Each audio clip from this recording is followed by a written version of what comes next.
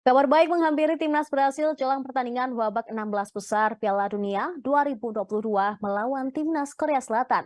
Pelatih timnas Brasil, Tite, mengonfirmasi bahwa Neymar Junior akan turun bermain melawan timnas Korea Selatan. Pertandingan Brasil versus Korea Selatan akan dihelat di Stadium 974 Kota Doha pada Selasa dini hari nanti. Sempat diragukan dapat turun melawan Korea Selatan di babak 16 besar. Neymar akhirnya bakal bermain. Kepastian ini langsung dikonfirmasi oleh sang pelatih, yaitu Tite, pada konferensi pers pralaga melawan Korea Selatan pada hari Minggu. Tite kini memastikan bahwa Neymar sudah pulih dari cedera.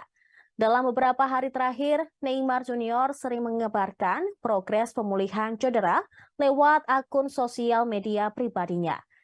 Melalui akun Twitternya, dirinya juga mengunggah foto tengah berlatih bersama timnas Brasil. Dia juga sudah bisa menendang bola dengan normal di lapangan.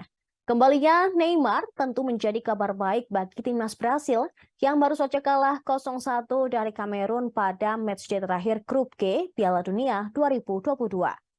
Neymar sempat diragukan tampil karena cedera ligamen ankle kaki kanannya.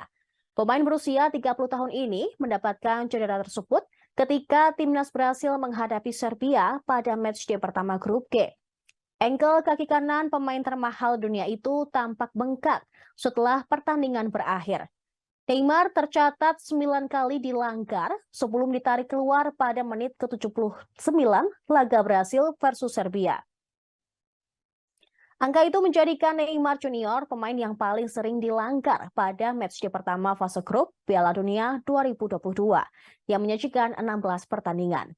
Akibat cedera ankle itu, bintang PSG ini terpaksa melewatkan 2 pertandingan terakhir timnas Brasil. Akan tetapi, kabar kembalinya Neymar pada pertandingan Brasil melawan Korea Selatan nanti akan menjadi kabar yang baik bagi penggemarnya.